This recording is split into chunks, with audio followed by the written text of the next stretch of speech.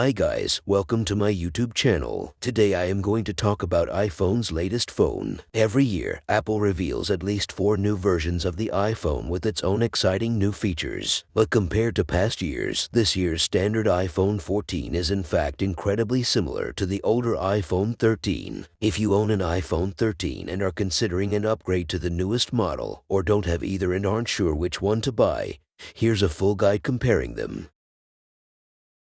When it comes to size, both the iPhone 13 and the iPhone 14 are nearly identical. They're both 5.78 inches tall and 2.82 inches wide. The only slight differences are in weight and depth, as the iPhone 13 weighs 6.14 ounces with a thickness of 0.30 inches, while the iPhone 14 weighs 6.07 ounces with a thickness of 0.31 inches.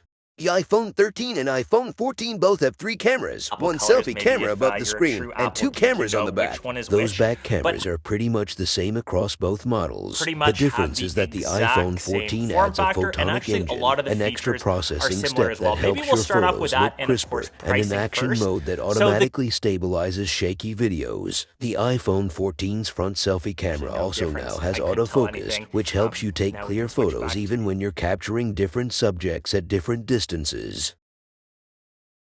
iPhone 14's upgraded A16 Bionic chip also lets you get more performance out of every battery charge. According to Apple's test, the iPhone 14 can last about an hour longer than the iPhone 13 when in constant use playing videos, 20 hours of battery life compared to 19 hours. There are a few new features introduced on the iPhone 14 that iPhone 13 users won't have. 1. The first You'll have is the option to emergency use a satellite sauce connection to connections. reach an When you buy emergency an services iPhone provider 14, instead. you get a free 2-year First, subscription you'll provide to some Apple's information about your emergency situation sauce for via emergency satellite services, program, which and you'll lets you see send choices to text specify messages your to emergency emergency based on your services, answers. even when you don't Then have a your cell iPhone signal. will guide you to It does connect to this a by satellite. connecting to You may need to satellites turn flying left in or space, right for a which then successful relay your connection. messages This and guide. locations to You'll emergency automatically be responders connected to back the on right Earth. emergency The services iPhone provider. 14 also You'll be able to includes a text with the built-in force emergency sensor that services can detect provider when you've been in or a with an car emergency crash. relay If the center sensor who will detects a call. crash, it'll automatically offer to call emergency services. If you don't or can't respond, it'll call them without your input. Lastly, the iPhone 14 doesn't use physical SIM cards. Instead, you'll need to install an electronic SIM card, also called an eSIM. You don't need to pay extra for this or even have a Wi-Fi connection to install it. All you need is to have an account with a cell carrier that supports them.